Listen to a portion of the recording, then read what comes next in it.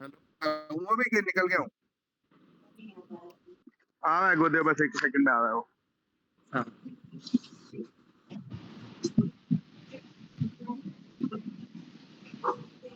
मैंने बाल side wide कर रखे हैं, उसको पीछे लगा के वो क्लिप लगा रखी है क्या?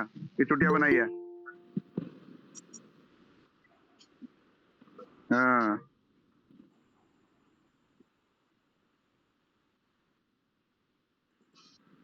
अरे आप तो मिरल दी हंस किस पे हंस रही हैं?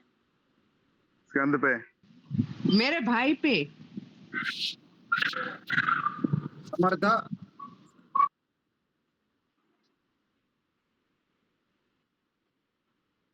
चलो कभी शो आ जाएगा अभी, एक आध मिनट में हो जाए।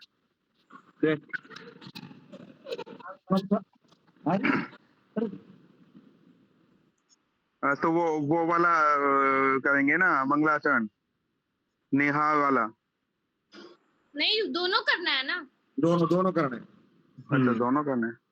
करे शुरुआत आगे आगे जी, से। जी ओम नमः पाणिनिकात्यायन पतंजलिभ्यः वंशऋषिभ्यः नमो महद्भ्यो गुरुभ्यः वाक्यकारं वररुचिं भाष्यकारं पतंजलिं पाणिनिं सूत्रकारं च प्रणतोऽस्मि मुनित्रयम् योगेन चित्तस्य पदेन वाचा मलं शरीरस्य च वैद्यकेन योपाकरोत्तं प्रवरं मुनीनां पतंजलिं प्राञ्जलिरानतोऽस्मि हार हार घनसारं कल्याणदां कनकचम्पकदावभूषाम् उत्तुङ्गपीतकुचकुम्भमण्डलाम् वाणीं नमामि मनसा वचसा विमुक्त्यै। जी लास्ट वाला विभुक्त करना है कि विमुक्त करना है? विमुक्त्यै कह लीजिए, वो भी सही है, विभूत्यै ठीक भी है, सही है। एक ठीक बेटा ठीक है, ठीक है गुरु।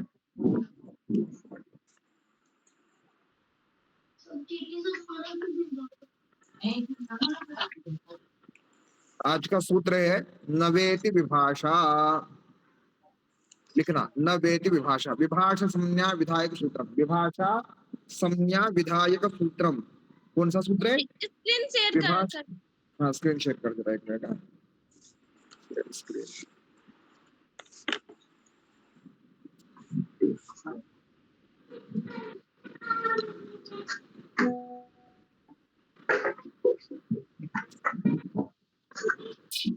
वही अपना चलो।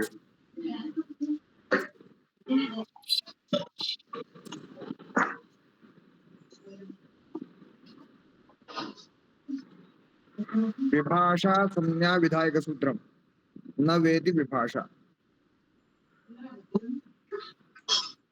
वो दियो। कौन सी संज्ञा है? विभाषा संज्ञा विधायक सूत्रम लिखना। ठीक है तुला?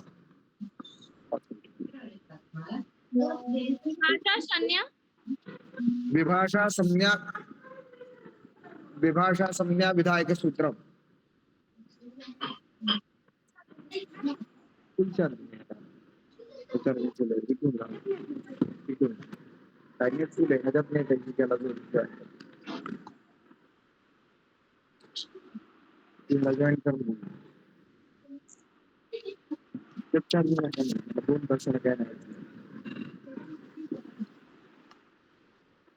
विभाषा संज्ञा विधायक सूत्रम लिख लिया?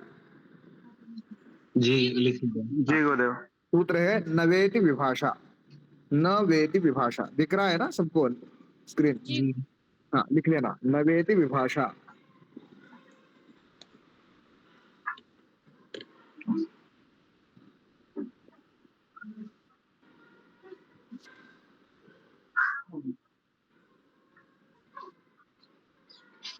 उसके नीचे लिखिए न माने निषेधः, वा माने विकल्पः। पदच्छेद होगा इसका न वा इति विभाषा। तो न का अर्थ होगा निषेध और व का अर्थ होगा वा, दीर्घ वा का अर्थ होगा विकल्प। निषेध हाँ ना विकल्प। न माने निषेधः और वा माने विकल्पः। मतलब विकल्प निषेध है। हम्म, मतलब बात माननी पड़ेगी इस सूत्र की। समर्थ शांत की रे बाळा. रुद्राणी काय झाले? 5 मिनिटं शांत बस बाळ्या.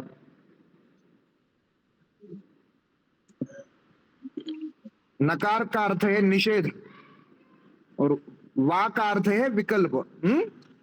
निषेध माने क्या, उसे लिखना. निषेध माने पूर्व में जो नित्य प्राप्त विषय है, इधर नीचे दिया है, वैकल्पिक निषेध तथा च वैकल्पिक प्राप्ति ही एतयोः विभाषा इति संज्ञा भवति. तो निषेध का अर्थ लिखना, मैं हिंदी में बताता हूं, वैसे लिखना, उसके ऊपर चर्चा करेंगे लिखने के बाद. पूर्व में नित्य प्राप्त विषय को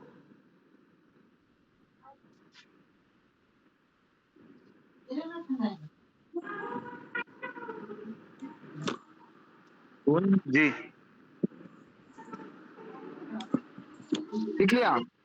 जी लिख लिया पाक्षिक गुरु। पाक्षिक निषेध. हाँ लिखना. पूर्व पाक्षिक। में नित्य प्राप्त, हाँ प्राप्त विषय को पाक्षिक निषेध. पाक्षिक माने जहां आचार्य को उचित लगा कि यहाँ निषेध होना सही है, वहां उन्होंने निषेध किया. तो आचार्य नित्य प्राप्त, आदेश, आचार्य एक मिनट। आदेश लिख दे गुरु। आदेश नहीं, आदेश नहीं. नित्य प्राप्त विषय माने जिस विषय को उन्होंने नित्य दिखाया, माने जैसे शुद्धि उपास्य, शुद्ध उपास्य, ये नित्य संधि है. हाँ, जब ऐसे दो पद एकत्र एक साथ आएंगे तब हम वो इचु विषाणाम तालु से यकार का आदेश तो होगा ही. ऐसे नित्य जी। प्राप्त विषय को जिधर आचार्य को इष्ट न लगे उधर उन्होंने निषेध कर दिया उसका. तो इसके उदाहरण देखेंगे. पूर्व में नित्य प्राप्त विषय को पाक्षिक निषेध. पाक्षिक। पाक्षिक निषेध, ये निषेध का अर्थ है. पूर्व में नित्य प्राप्त विषय को माने पूर्व में नित्य प्राप्त सूत्रांतर्गत विषय को पाक्षिक निषेध. और वा का भी लिख लीजिए. वा का भी मैं हिंदी में बताता हूँ, उसी तरह लिखिए. पहले लिखिए वैकल्पिकी प्राप्ति ही. वैकल्पिकी प्राप्ति ही. हाँ वैकल्पिक प्राप्ति माने एक विषय, हाँ जो उनको इष्ट भी है और अनिष्ट भी है. इष्ट भी है और अनिष्ट भी है. आप उसे सूत्र में ग्रहण भी कर सकते हो और उसका त्याग भी कर सकते हो. इसको विकल्प कहेंगे. इसको कैसे लिखना है मैं एक बार बताता हूं.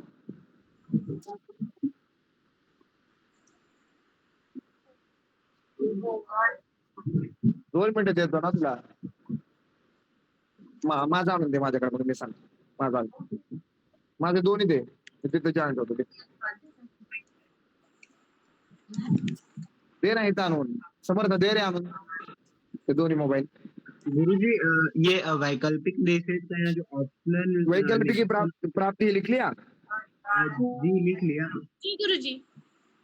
1 मिनिट. दूसरे मोबाइल में जॉइंट होता है. दूसरा कुठे आहे? ऍपल कुठे? जब नेट नाही आहे ना तुझ्या, कसं आहे जॉइंट हो?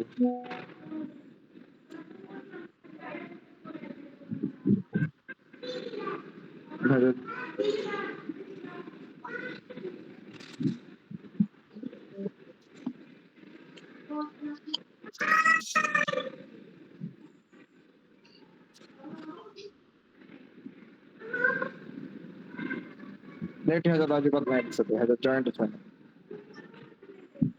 आहे नाही तर दुसऱ्या ह्याला पण नेट आहे की दुसऱ्या मोबाईलला.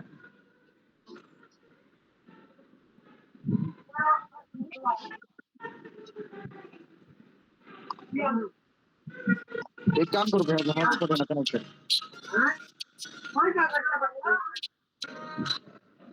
हाँ 35 पे क्या है की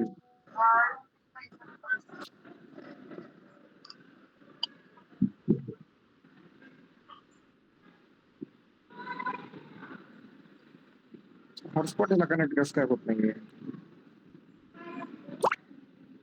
हा गुरुजी चाइनीज फोन चला रहे हो आप?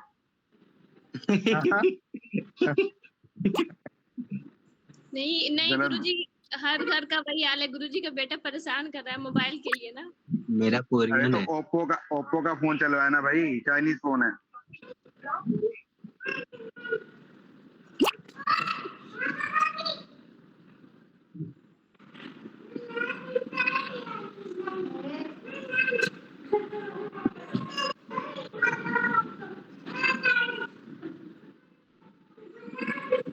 समर्थ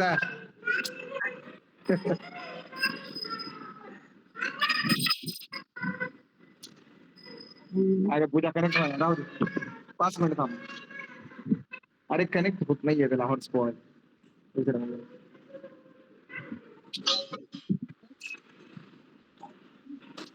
होमवर्क तुला घेता येईल का इथं? सेंड करू का? 1 मिनिट. हा हे घे. समर्थ काय पण गाण समर्थ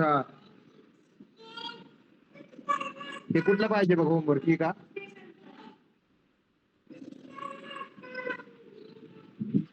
कुठलं बघ नाही.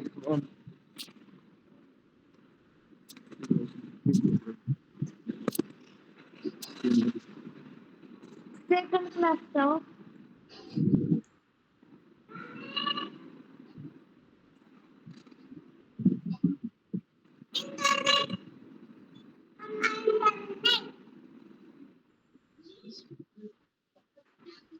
झालं ना?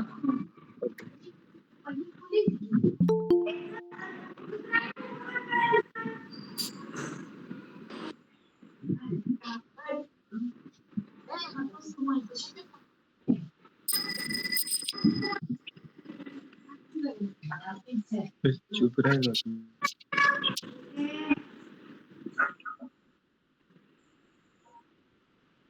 विकल्प को लिखना इष्ट विषय से विकल्प. हा इष्ट विषय का विकल्प. वैकल्प की प्राप्ति ही बोले थे, उसके बाद हाँ इष्ट इष्ट विषय का विकल्प. वैकल्पिकी प्राप्ति नाम इष्ट विषय का विकल्प. सूत्र में आता है. दोनों के उदाहरण देखेंगे. गुरुजी मैं बोल रहा था कि वो अंग्रेजी में जैसे मतलब लिखा हुआ था ऑप्शनल ऐसे नेगोशिएशन करके, तो ऑप्शनल. वो भी यस ऑप्शनल ये भी हो सकता है. मतलब वो ही लिख लेता. वैसे ऑप्शनल वही लिख लेना.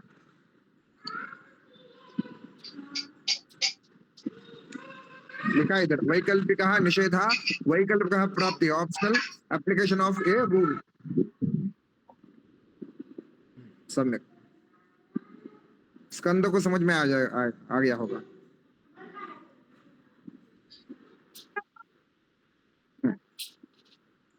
उदाहरण देखेंगे जो समझ में आएगा वो उदाहरण देखेंगे. हाँ ये सूत्र देखे सर्वादीनि सर्वनामानि. ये सर्वाधिगण में विद्यमान जितने भी शब्द है, सर्वाधिगण में विद्यमान जितने भी शब्द है उनको सर्वनाम संज्ञा इस सूत्र से मिलती है. सर्वनाम संज्ञा.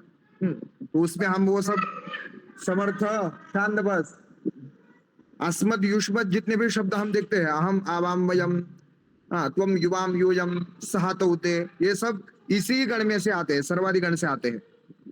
तो इस गण में सर्वाधिगण में विद्यमान सभी शब्दों को सर्वनाम संज्ञा इस सूत्र से मिलती है. सर्वनाम संज्ञा प्राप्ते. अगर सर्वनाम संज्ञा इस सूत्र से उनको मिलती है तो 1 मिनिट. 1 मिनिट इसका काय लावले पोरांना. आज मी आत बसू का जाऊन सरळ. मी आत बसतो.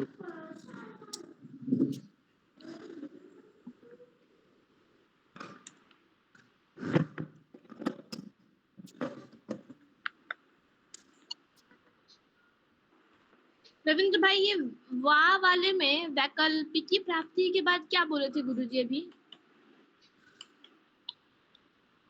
इष्ट विषय का विकल्प. इष्ट इष्ट ना ईस्ट ईस्ट, हाँ ईस्ट जो मतलब करने योग्य है, ईस्ट विषय का विकल्प। आज बसलो तर शांत बस, समर्थ नाही तर याला 2 फटके देईल तुला.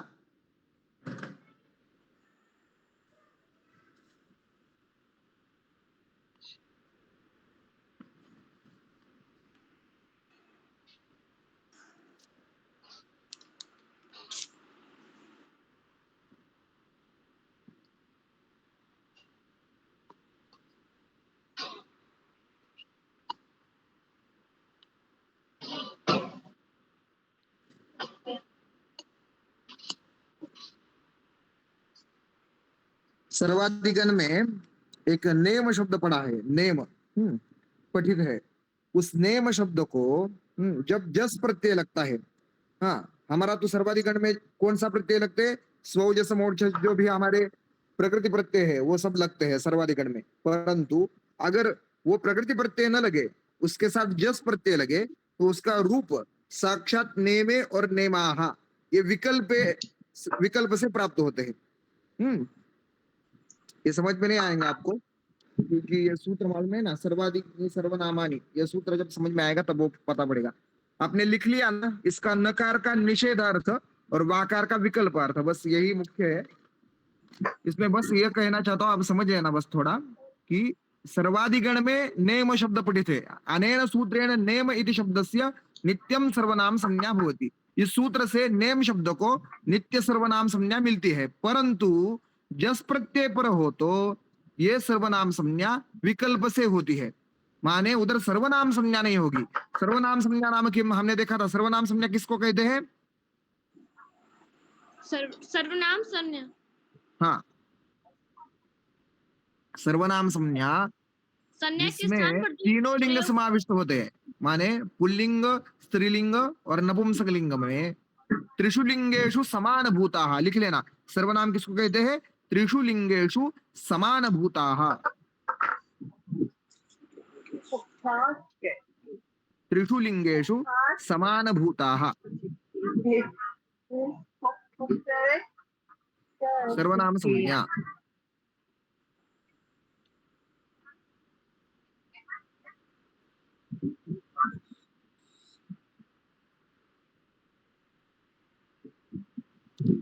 क्या बोले गुरुजी? त्रिलिंगेषु त्रिषु लिंगेषु समान भूताः. गुरुजी मैंने लिख दिया त्रिषु लिंगेषु समानम भवन्ति. हाँ सम्यक, ठीक है बोलो. ऐसे भी लिख सकते हो, नहीं तो त्रिषु लिंगेषु समान रूपाः ऐसे भी लिख सकते हैं, समान रूपाः. ठीक है, जो डाल दिया बीच में. सम्यक नहीं आता? ठीक है. हाँ, इसको सर्वनाम कहते हैं. जो हम आवाम वयम ये तीनों लिंगों में आएगा. त्वम युवाम यूयम ये तीनों लिंगों में आएगा. सह तौते ये तीनों लिंगों में आएगा. अयम ये शब्द भी पूरे तीनों लिंगों में आएगा. जितने भी हमारे सर्वनाम शब्द है वो तीनों लिंग में आते हैं. इसी सर्वाधिगण में पूरे सर्वनाम संज्ञा पठित है, सर्वाधिक गण में. हाँ, तो उसमें एक नेम शब्द भी आता है, उसको सर्वनाम संज्ञा इस सूत्र से मिलती है. परंतु जस प्रत्यय परे ये सर्वनाम संज्ञा विकल्प से होती है. हाँ, जब जस प्रत्यय लगता है नेम शब्द में, जब जस प्रत्यय लगता है तो ये सर्वनाम संज्ञा विकल्प से होती है. माने कभी कभार नहीं, उसकी सर्वनाम संज्ञा जो थी वो जाके उसको हमारे प्रत्यय जस माने कौन सा प्रत्यय है? सु औ जस. जो हम रामः रामो रामाः लेते हैं ना, जी रामसु आता है जिससे. हाँ, रामसु, रामसु, राम औ और राम जस. जस प्रत्यय जब लगता है तब जाके वैकल्पिक इष्यते, तो विकल्प तब जाके होता है. उदाहरण से आपको समझ में नहीं आएगा, इसके ऊपर हमें चिंतन करना पड़ेगा अलग से. हाँ, इसके लिए मुझे भी सही से उदाहरण देखूंगा और कुछ, और आपको पोस्ट करूंगा. हाँ, ग्रुप पे इसको नोट करना. मुझे कल अगर चिंतन में पूछना जरूर. ओके, जी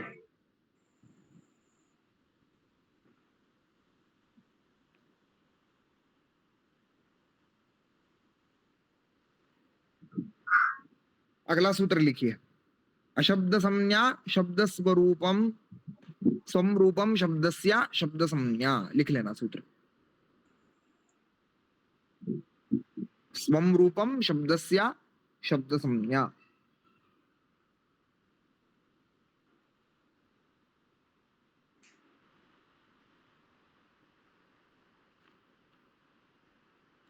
वैयाकरण कौमुदी के अनुसार पढ़ने से यही तकलीफ है कि सूत्र होते काफी दूर के, उसके पहले ही उदाहरण आता है, तो पहले वाले सूत्र देखने पड़ते हैं।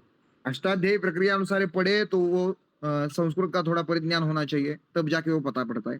तो वैयाकरण सिद्धांत कौमुदी से पढ़े तो ऐसी क्लिष्ट प्रक्रिया में हम अटक जाते हैं, ऐसी तकलीफ हो जाती है इसमें।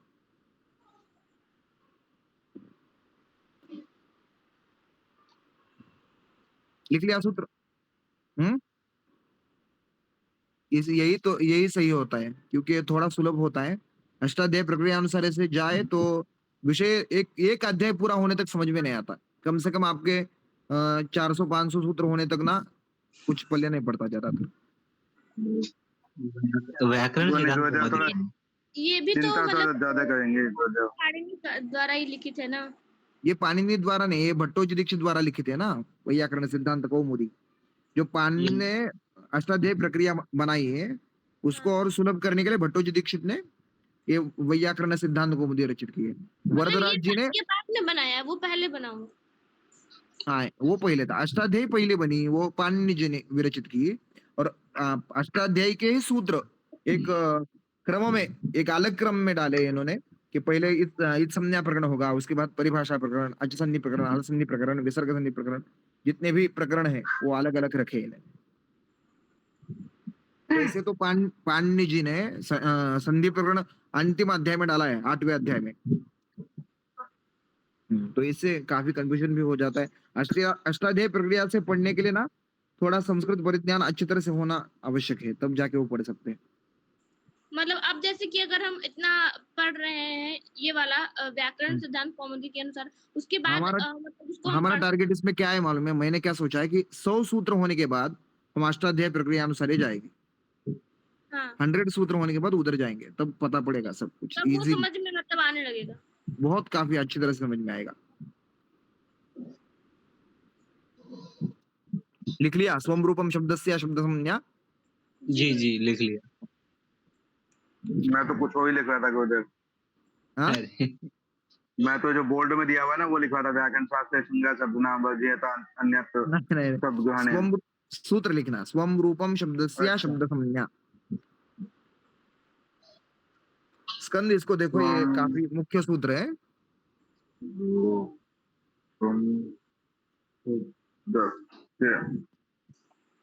लिखा गोदेव। हाँ,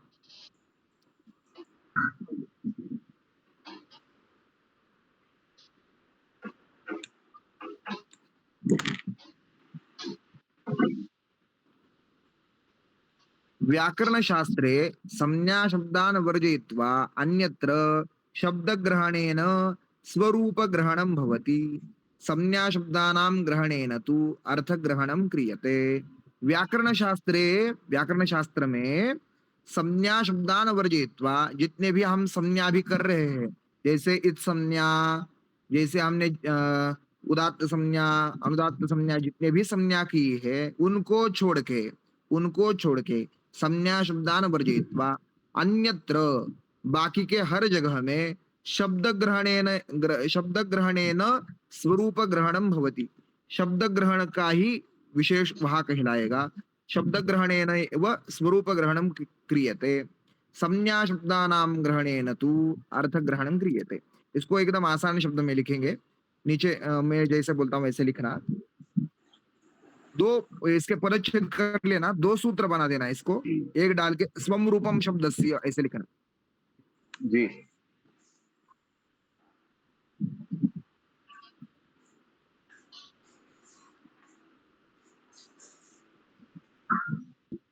और उसके आगे लिखना शब्द प्रधानम। त्वं रूपम शब्द से क्या आगे गुरुदेव? हाँ, शब्दम प्रधानम। शब्द प्राधान्यम इधर नीचे लिखा है, ऐसे लिख लेना सिर्फ, ये सही होगा। शब्द प्राधान्यम यहाँ पे लिखा है शब्द शैव प्रधानम। इधर इधर लिखा है, देखो इधर, मैंने ऊपर किया है शब्द प्राधान्यम। जी जी। इधर क्या लिखा है? व्याकरण शास्त्रे तो शब्दस्यैव प्राधान्यम अस्ति अर्थस्य न। स्कंद देख रहे हो ना? देखो इधर क्या लिखा है, व्याकरण शास्त्र में शब्द का ही प्राधान्य है, अर्थ का नहीं। तो इसका अर्थ हम क्या लेंगे? अगर इधर क्या इन्होंने डाला है, उदाहरण देखेंगे, परंतु ये पहले पूरा करेंगे सूत्र। शब्द प्राधान्यम लिख लिया सबने? शब्द प्राधान्यम, जी गुरुजी। हाँ, उसके नीचे लिखना अशब्द संज्ञा। स्वम रूपम शब्द से लिखा है ना, उसमें नीचे और जी। लिखना अशब्द संज्ञा। अशब्द एक आपने छोड़ दिया क्या, मतलब दूसरा वाला पहले हाँ। के बाद तीसरा पे आ गया? अभी दूसरा लिखना है, स्वम रूपम शब्द से के आगे लिखना है शब्द प्राधान्यम, और उसके नीचे अब लिखना है अशब्द संज्ञा, और उसका भी अर्थ बताऊंगा। शब्द थोड़ा सा कंफ्यूजन हो गया, मतलब पहले आपने बोला ना स्वम रूपम शब्द से, ये वाला वो पूरा लिख लो ना, स्वम रूपम शब्द से शब्द संज्ञा सूत्र को लिखो, उसके बाद स्वम रूपम शब्द से उतना ही लिखो, उसमें आप लिखना शब्द प्राधान्यम। हाँ लिख लिया? हाँ जी लिख लिया। अशब्द संज्ञा उसके आगे लिखिए। ये दूसरा नंबर का शुद्ध है। हाँ, वही सूत्र में दूसरा पदच्छेद है, बस जी एक ही सूत्र में दूसरे पदच्छेद का अर्थ देखना है हमें। जी जी गुरुदेव। हाँ, अशब्द संज्ञा माने संज्ञा का ही अर्थ ग्रहण, ऐसे लिखना, संज्ञा सूत्र का ही अर्थ ग्रहण करना है।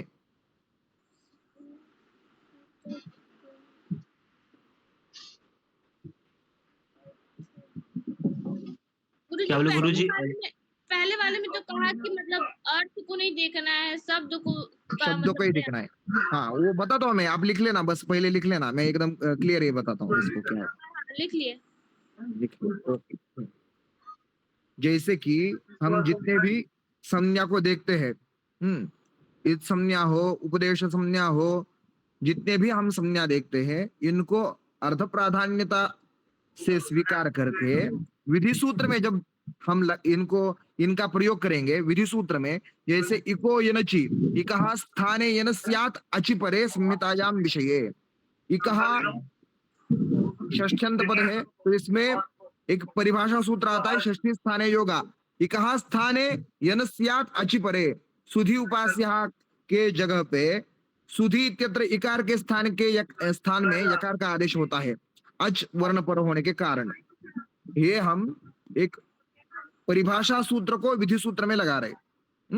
अनियमे नियमकारिणी परिभाषा, आगे जाके एक संज्ञा सूत्र आएगा।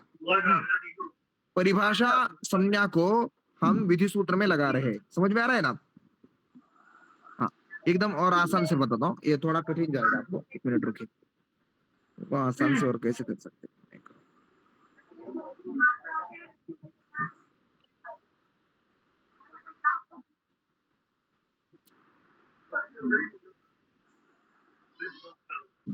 शब्द प्राधान्य क्या है उसको हम पहले देखेंगे, उसके बाद अर्थ प्राधान्य क्या है उसके बारे में चिंतन करेंगे। जैसे इधर क्या डाले, इत्यनेन सूत्रेण अग्नेर्ढक इत्यनेन, दिख रहा है ना सबको? अग्नेर्ढक इत्यनेन सूत्रेण यहाँ ढक प्रत्ययः विधीयते सः अग्नि इति शब्दस्य विषये उक्तः अस्ति। कि अग्नि इति अर्थस्य विषये, अतएव अनेन सूत्रेण उक्तः ढक् प्रत्ययः पावकः वह्निः अनलः एतादृशेभ्यः शब्देभ्यः नैव भवति, अभी तो केवलम अग्नि इत्येतस्मात् शब्दात् एव विधीयते। अग्नि के बहुत सारे नाम हैं, जैसे कि पावक, वह्नि, अनल। हाँ समझ में आ रहा है? परंतु हाँ, अभी देखिए स्कंद, आप जरा ध्यान दीजिए इसमें। अग्नेर ढक, ये सूत्र से इसमें अग्नि शब्द में ढक प्रत्यय लगेगा। अग्नेर ढक, इस सूत्र से अग्नि शब्द में कौन सा प्रत्यय लगेगा? ढक प्रत्यय। ढक प्रत्यय। अगर अग्नि शब्द में ढक प्रत्यय लगेगा तो अग्नि का अर्थ तो पावक और वन्नी अनल, ये 3 अर्थ भी है ना अग्नि के, और पर्यायवाची शब्द अनेक है ना इसके। हाँ तो पावक में भी ढक प्रत्यय लगना चाहिए, वन्नी में भी ढक प्रत्यय लगना चाहिए, अनल में भी ढक प्रत्यय लगना चाहिए। तो ऐसा नहीं है, व्याकरण शास्त्रे तु शब्दस्यैव प्राधान्यमस्ति अर्थस्य न। अगर हम अर्थ का प्राधान्य दे तो पावक वन्नी अनल में ढक प्रत्यय लगेगा। हाँ शब्द का प्राधान्य होने के कारण अग्निर ढक से सिर्फ अग्नि शब्द में ढक प्रत्याहार लगेगा। हाँ इसलिए तो मुझे व्याकरण इसका- शास्त्र में आस- शब्द का प्राधान्य ज्यादा दिया जाता है, अर्थ का नहीं। जी तो इसमें गुरुजी ऐसे लिख लूं क्या मैं उसमें कि अगर जो इसके पर्यायवाची होंगे उसके अंदर वही प्रत्यय नहीं लगेगा जो शब्द में लग रहा है। यस, ऐसे लिखे तो सही होगा। लिखिए उचित एकदम। हाँ, क्योंकि मतलब हर शब्द मतलब अलग अलग वर्णों से प्रारंभ हो रहा है, अंत हो रहा है। मतलब गुरुजी तो कोई उसके भी अनुसार मतलब कोई भी प्रत्यय या उपसर्ग किसी भी शब्द पे लगेगा तो उसका जरूरी नहीं है कि पर्यायवाची शब्द में भी वही उपसर्ग या प्रत्यय लगे। हाँ, जरूरी जरूरी क्यों नहीं है कि शब्दस्य प्राधान्यम अस्ति, अर्थस्य क्योंकि- प्राधान्यम वर्तते चेत् एतादृशं भवति। हमने इत्संज्ञा इधर विधि एते बोल दिया तो इत्संज्ञा हलंत्यम से इत्संज्ञा, जिधर जिधर हलंत्यम उधर सब जगह इत्संज्ञा हो जाएंगी। उधर तो अर्थ का प्राधान्य नहीं है, उधर इत्संज्ञा का प्राधान्य है। वो नीचे हम अशब्द से देखने वाले उसमें वही हम चिंतन करेंगे। अभी जो चल रहा है स्कंद, आपको क्या पता चला, थोड़ा बताइए।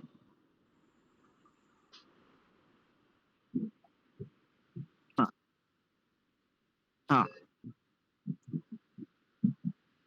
एकदम उत्तम, यही बस इतना ही था इसमें। ओके। और जो ये दूसरा सूत्र है गुरुदेव, ये अशब्द संज्ञा, तो इसमें सूत्र अर्थ नहीं का है। प्राधान्य होगा। अच्छा, मतलब हाँ, जो भी 2 नंबर सूत्र पे है। नहीं, पदच्छेद है, पदच्छेद। ओके, पदच्छेद है ऊपर का जो इसमें, पदच्छेद, हाँ जो पदच्छेद है इसमें जो अर्थ का प्राधान्य होगा ना इसमें। अर्थ का प्राधान्य होगा। और अर्थ का प्राधान्य कौन सा होगा? जो संज्ञा सूत्र है उसमें सिर्फ अर्थ का प्राधान्य, सर्वत्र नास्ति। जितनी भी संज्ञा है उनका अर्थ ग्रहण करके विधि सूत्र में वो संज्ञा लगाई जाएंगी। ठीक है गुरुदेव। हाँ, हमने जैसे लिखा है ना, अशब्द संज्ञा, संज्ञा सर्वे अर्थाः युक्ता संज्ञां वा अर्थस्यैव ग्रहणम न तु शब्दस्य। इसको लिख लेना। और नीचे देखता हूँ इसको कुछ है क्या विशेष, एक मिनट।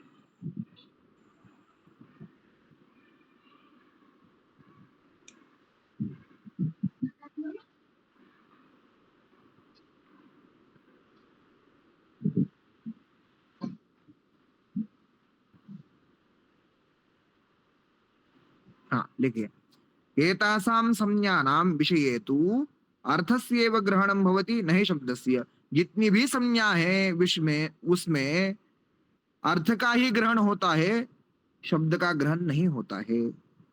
अगर अगर एक उदाहरण, इत संज्ञा एक ही शब्द के लिए विशिष्ट नहीं है। जितने भी हालंत्य विषय है उसमें इत संज्ञा होती है, जितने भी उपदिष्ट विषय है उसमें इत संज्ञा होती है, जितने भी लशक्व तद्धिते से आदो में विद्यमान लकार शकार के वर्ग की इत संज्ञा होती है। तो इत संज्ञा से अर्थ का विधान होता है, न शब्द का विधान होता है। समझ में आया ना?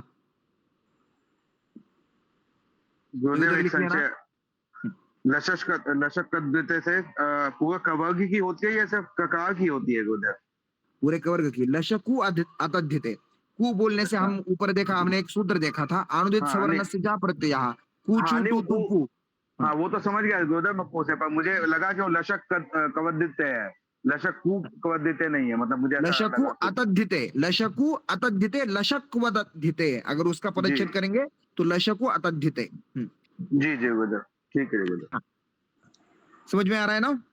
गुरुदेव मुझे ये नहीं मिला, तेषाम संज्ञा नाम जो आप बोल रहे थे वो कहाँ पे है, मुझे दिखा नहीं। नंबर 3 दिखा, अशब्द संज्ञा। जी। हाँ, उसके व्याकरण शास्त्रे अच्छा, शब्दानां हाँ, वर्णानां वा लघु रूपेण निर्देशनार्थं कांचित संज्ञा पाठिताः सन्ति। उसके नीचे मिल गया। एतासां संज्ञानां विषये तु मिल गया गुरुदेव, मिल गया। हाँ, अर्थस्य एव ग्रहणं भवति न हि शब्दस्य। इसको मत लिखो, हिंदी में पहले लिख लेना। इसको लिख के हिंदी में लिखो, वैसा करो, इसको लिख लेना पहले। ठीक है गुरुजी, मतलब यहाँ पर व्याकरण में जब मतलब प्रमुख जो है वो तो शब्द हुआ, तो फिर वो ये जो हम पदच्छेद किया गया है तो और शब्द संज्ञा वो भी तो मतलब व्याकरण का ही भाग है। तो फिर यहाँ हाँ। पर अर्थ को महत्व क्यों दिया जा रहा है, यहाँ पर उसके शब्द को महत्व क्यों नहीं दिया जा रहा? ये संज्ञा प्रकरण का ही सूत्र है ना श्रद्धा, तो ये संज्ञा प्रकरण का सूत्र है। संज्ञा प्रकरण में अर्थ प्राधान्य है और विधि सूत्र में पूरे के पूरे शब्द प्राधान्य है। इसको शब्द शास्त्र कहते हैं, व्याकरण को ही शब्द शास्त्र कहा गया है। संज्ञा प्रकरण व्याकरण में अर्थ प्रधान है। शब्द प्रधान, ये जो है ना, ये अर्थ प्रधान है, अशब्द संज्ञा। व्याकरण को शब्द शास्त्र कहा है, ये बोल रहा था मैं। सुनने साउंड आ रही है ना, मेरी आवाज आ रही है ना? जी आ रही है गुरुदेव, आ रही है। लिख जैसे लिया? आपने एक कहा ना, एक संज्ञा प्रकरण में अर्थ प्रधान है और विधि क्या बोला था, विधि संज्ञा प्रकरण को छोड़ के पूरे शब्द प्रधान ही है सूत्र। अच्छा, संज्ञा प्रकरण को छोड़कर हाँ, सब- पूरे शब्द प्रधान।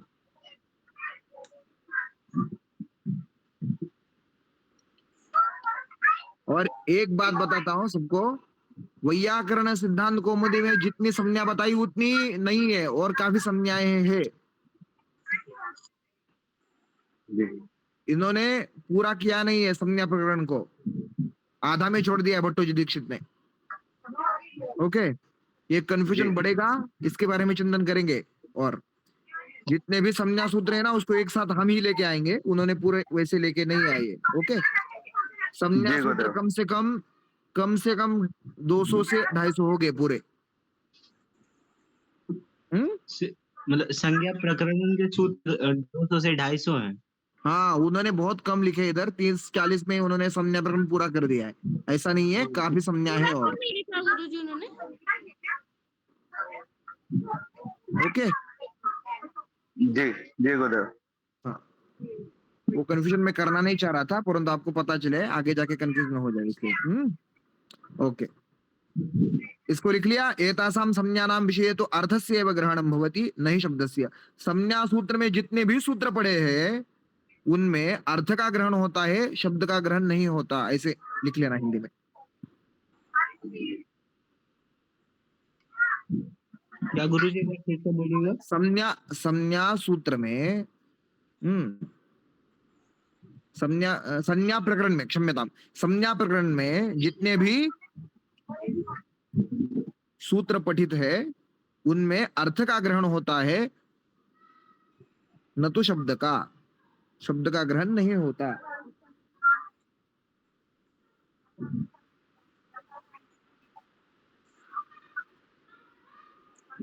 जितने भी सूत्र पठित है, पठित कहे हुए हैं, ऐसे भी लिख सकते हो। पठित है, ऐसे भी लिख सकते हो। हाँ, झालं 2 मिनिटं। तो गुरुजी सीधा ऐसे ही लिख देते कि संज्ञा प्रकरण में जितने भी सूत्र हैं सभी, मतलब सभी में मतलब ऐसे ही बोले ना, अर्थ का ग्रहण होता है। हाँ यही है, अर्थ का ग्रहण होता है, शब्द का नहीं होता। हाँ।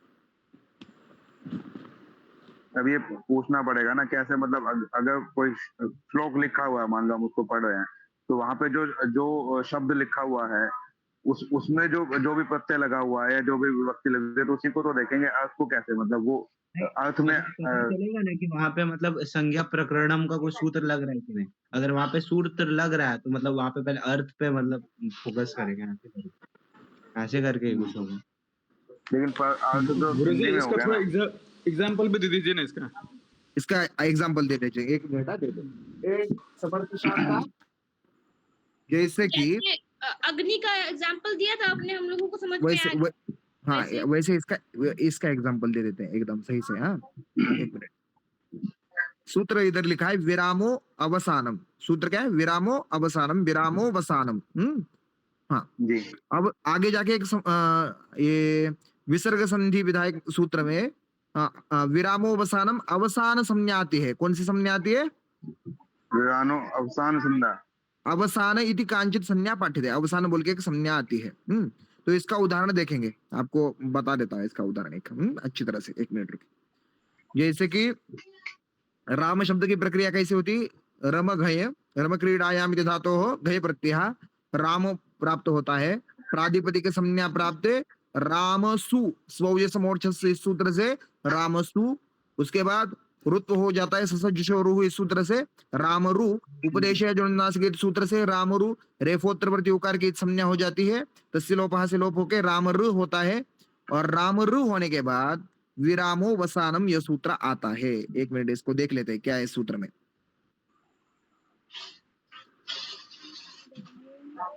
इधर है, देखो इसको पूरा डाला है इधर प्रक्रिया। रामरु दिख रहा है प्रक्रिया सब? जी जी जी लास्ट वाली प्रक्रिया।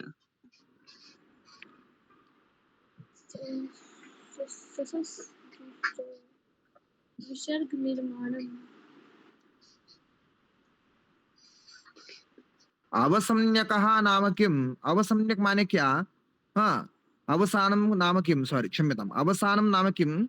अवसान माने जिस पद के बाद में, जिस पद के बाद में कोई भी अक्षर न हो, कोई भी विधान न हो, तो उसे अवसान कहते हैं।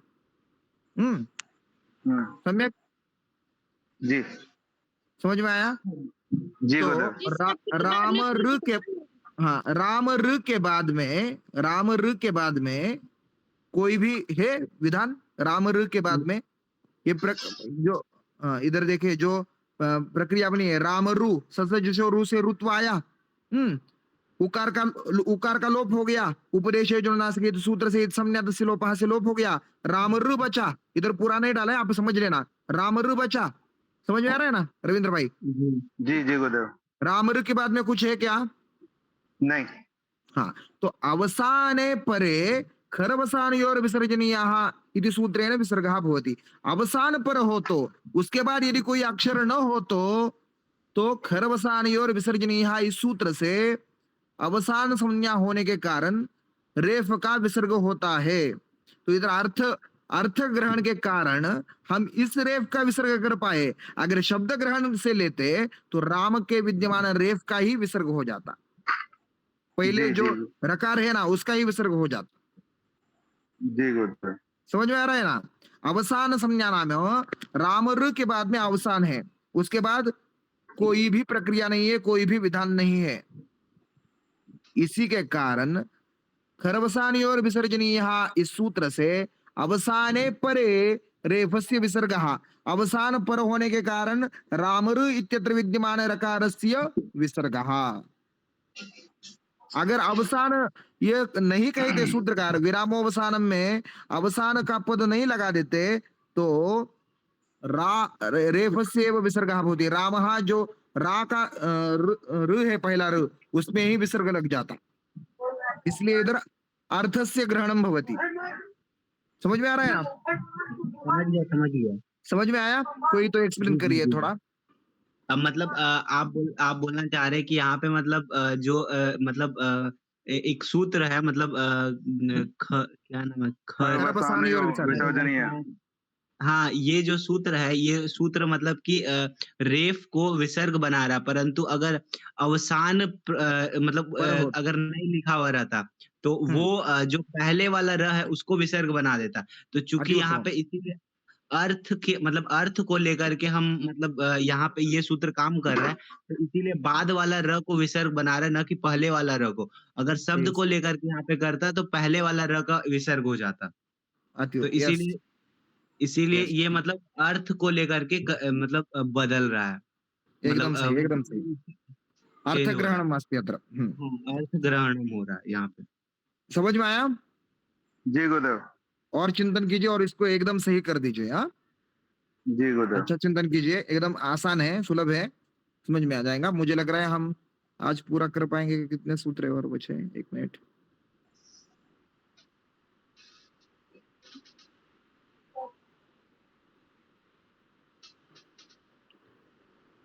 काफी सूत्र है। पुरस्सन्निकर्ष संहिता ये न विधिस्तदन्तस्य विरामोवसानम पुरस्सन्निकर्ष, कल पूरा कर देंगे पूरा। हाँ?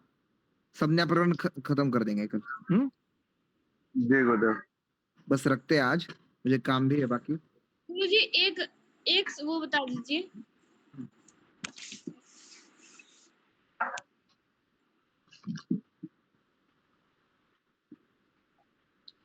बोले।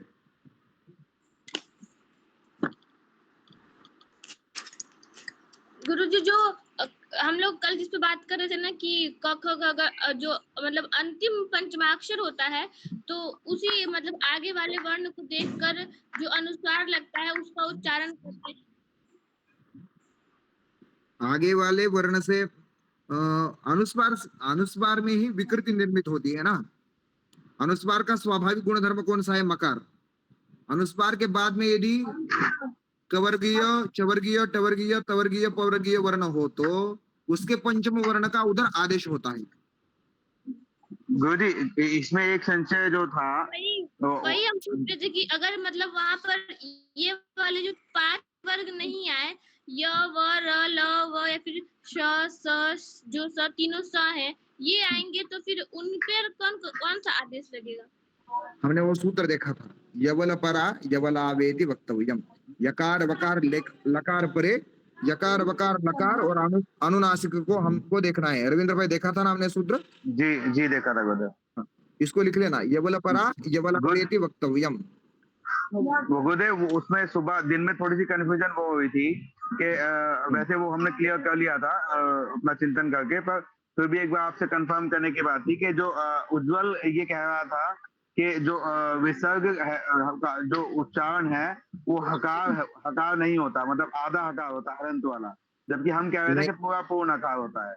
तो ये उसका जो उच्चारण है ना वो पूरा हकार ही होता है, पूरा हकार होता है उज्जवल। जी गुरुदेव। हाँ, वो क्यों पूरा हकार होता है मैं बताता हूँ। जी बताइए।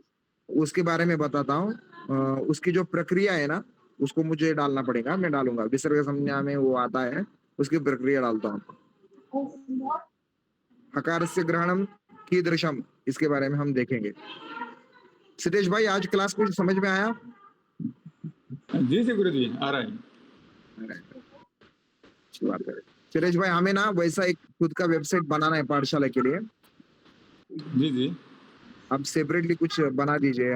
मैं पाठशाला का नाम भी बता देता हूँ आपको, और हमारे गुरुकुल का नाम देके एक अच्छी वेबसाइट बनाएंगे जिसमें हम जो कुछ अभी इधर चलता है उसका थोड़ा अपडेट देंगे उधर।